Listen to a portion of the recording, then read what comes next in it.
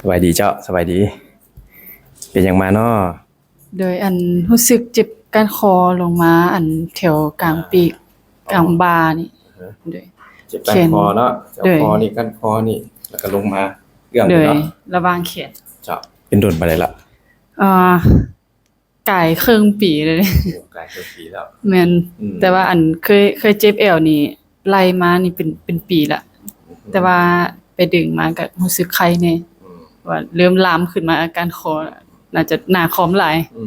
เฮ็ดเวียกหนักหลายเบิ่งนะสิกวดเบิ่งเนาะบนกล้องนั้นแค่นี้บ่แค่นี้เนาะแค่นี้เนาะบ่นี้ลงพอนี่บ่จากนี้พร้อมบ่โอเคพอดีกวดเบิ่งเนาะเพิ่นเป็นออฟฟิศซินโดรมเนาะใช้เวียกนี่ส่วนหลายใช้แนวคิดค่อนข้างหลายแน่นบ่คนหลายเวียกนะหลายเวียกเนาะ 3-4 เวียกนั่นแหละคนเฮ็ดเวียกหลายแฮงใช้ความคิดหลายออฟฟิศซินโดรมเพราะว่ามันสิเกิดกับส่วนหลายเป็นนำพนักงานของการแล้วก็คนที่คิดหลายคิดกับตัวเลข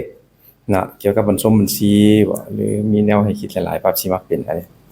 บัดนี้เฮาสิทำการจัดกระดูกให้เพิ่นเนาะและอาการเพิ่นสิดีขึ้นจังได๋มาเบิ่งนำกันจ้ะ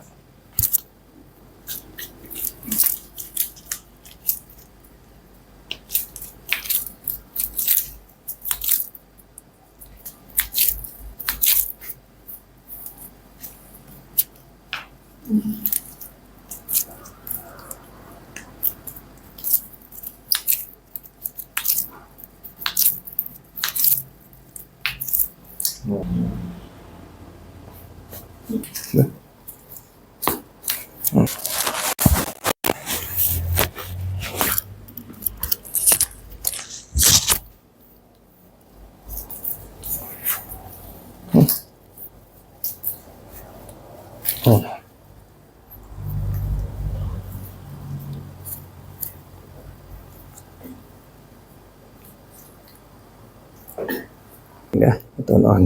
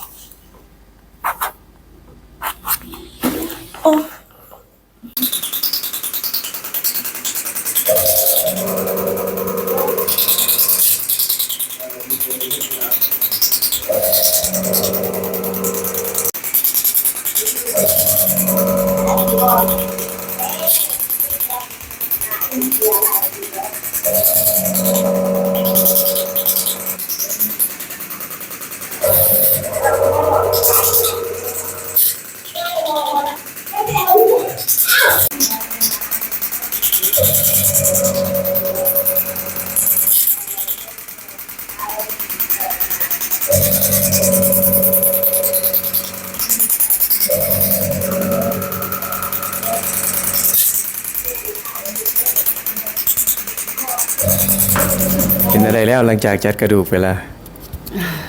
ยังปวดตัวหน่อยนึงบ่แม่นยังปวดอยู่หน่อยนึงแต่ว่าเดี๋ยวสิถ้าเบิ่งตื่มอีกน่าจะใช้เวลา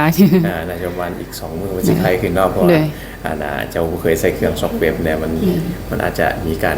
ซ้ำหน่อยนึงแม่นเด้อ2มื้อสิดีขึ้นโอเคหลังจากรักษาเนาะประมาณอีก2มื้อเดี๋ยวเพิ่นสิจัดยาให้เนาะเบิ่งตัวจริงโอเคเนาะพอเพิ่นเป็นออฟฟิศซินโดรมเนาะที่มานี่แล้วก็ค่อนข้างหนักแน่ไล่ฮอด3รอบต่อบอลนะใครมีปัญหาแบบเพิ่นเนาะอยากจัดกระดูกแบบนี้เนาะหรือว่าแก้ปัญหาเกี่ยวกับออฟฟิศซินโดรมเนาะสามารถติดต่อแล้วก็จองคิวเข้ามาได้จ้ะ